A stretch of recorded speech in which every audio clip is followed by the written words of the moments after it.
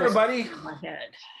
how you doing this sunny day? This is Tony Dominic and Sherry Spencer. this is a minute of history or two. And believe it or not, since the last time we spoke, we picked up a half of a person as a viewer. Yeah, I was looking at this. YouTube gives you all these statistics, but this is episode 33. You figured they'd have caught us by now, Sherry. You know what? I want to give a shout out to that half person because that's a first. Well, I wonder if it's the side or top or bottom. I'm not sure what it is. We'll just let that go. Okay. So what are we doing? Well, today, our topic is here today, gone tomorrow, and back again. Here today, gone tomorrow, and then back again. Yeah. I know that last time you and I talked, you felt like Facebook had just gone too far, creeping into people's personal business, oversharing, just too much over the top. But every once in a while I get on and I find something new, or I talk to somebody I haven't talked to in a long time, and it reinvigorates me. Okay. Well, and you know what else could reinvigorate you is there's that check-in feature, and that could be a real plus for a number of reasons. And it might have been in a couple instances of your. Well, let's talk. Well, let's start in Avon Lake in 1911, shall we? Okay. Well, I wasn't born yet, but we can certainly start there. Well, let's start there anyway. All right. Very good place to start. Yep. There was Matthew Hill, resident of what was then called the Soldiers' Home in Sandusky. Mm-hmm. You familiar? Right. Now it's a Soldiers and Sailors Home. Okay. So, and he had a history of sailing. And so he left the home one day. He sailed out to Cleveland, from Cleveland, headed back to Sandusky. He was going to make that trip. Unfortunately, Lake Erie had different ideas. You're familiar with fickle Lake Erie, right? Lake Erie can kick up to an amazing amount of waves in very short order. And that's what happened. And his boat was capsized. But he clung to it until he reached shore at the Lakeshore Electric Powerhouse. Oh, stop 65. Stop 65. I wonder if the guards caught him. And he took refuge there. And then, after several days had elapsed, and the buddies back at the home thought that he was, gone for dead. Mm-hmm. One of his buddies got a postcard from Matthew saying that he had survived and he was in Avon Lake and he was coming back to the home and he was never going to sail again. And if he could have just checked in on Facebook, then everybody back at the home would have known that he was at the Lakeshore Power Plant, that he was safe. That's right. I forgot. Wouldn't have had to send postcard. Yep. But his phone would have been wet. He may not have been able to. He may not have been able to do that. I wonder if that's any relation to the Hill family. I'm gonna have to do some more research. Well, you'll have to do that. Mm-hmm. Well, and then the missing persons saga was solved once again here in Avon Lake. This time in 1930, a man was reported drowned, and the marshal got involved. And this may be a marshal who's familiar to you, Marshal Tominek. Oh, jeez. Yeah, he started an investigation because he received this report of a drowning from his friend, a fireman, who said, my buddy. He's been reported drowned and we got to find his remains or maybe even rescue him.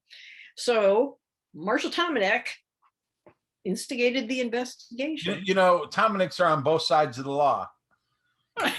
Well, this one apparently was on the side of the law. Yeah. Okay.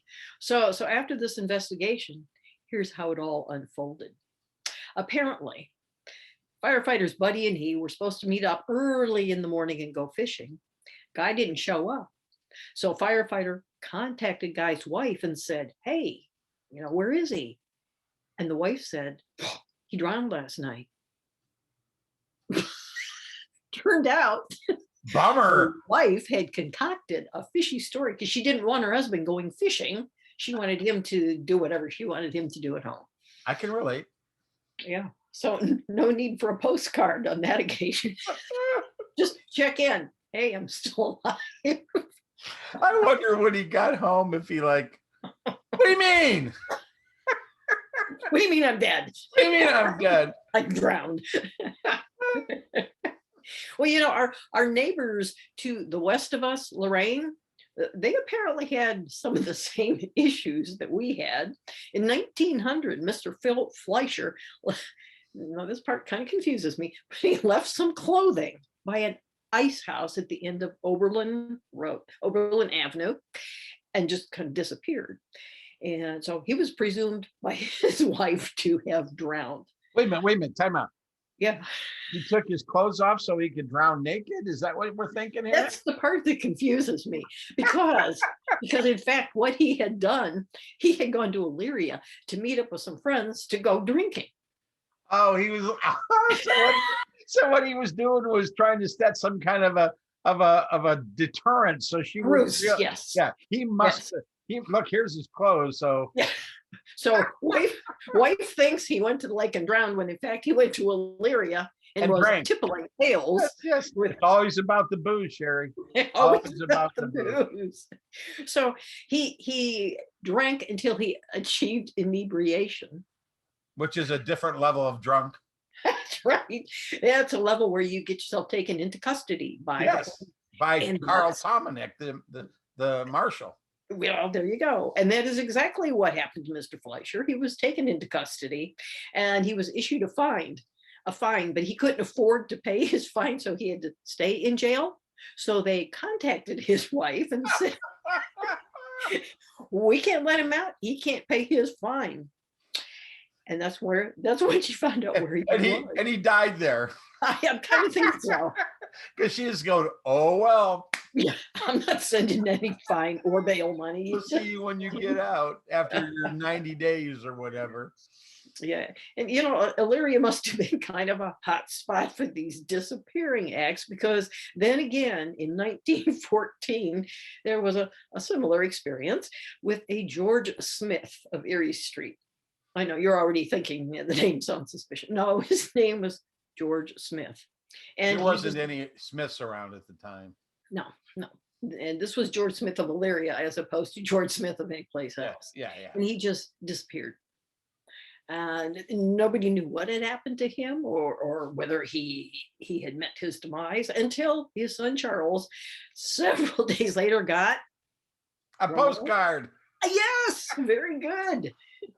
From Canton, Ohio, saying that he had left for that place some time ago. So son Charles headed to Canton to get his father and bring him back home to Elyria.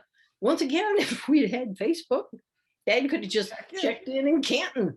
I'm fairly confident that if I drove to Canton for whatever reason and I ended up missing, I'd still be there.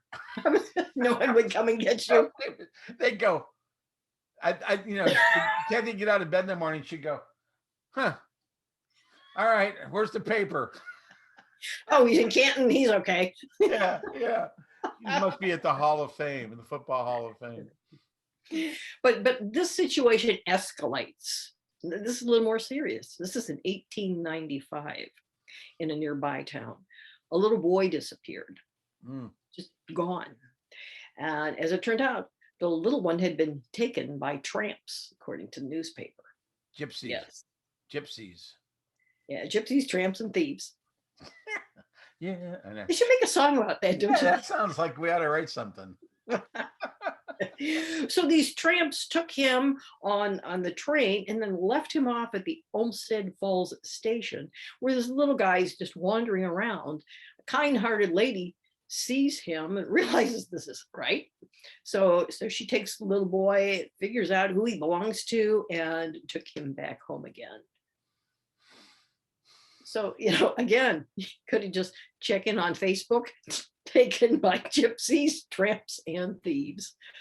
Well, we can track people now with our cell phones, we had a tramp going by our house when we lived on Lake Road years ago. That house is no longer there. It's the exit of North Point Drive right across from Lear.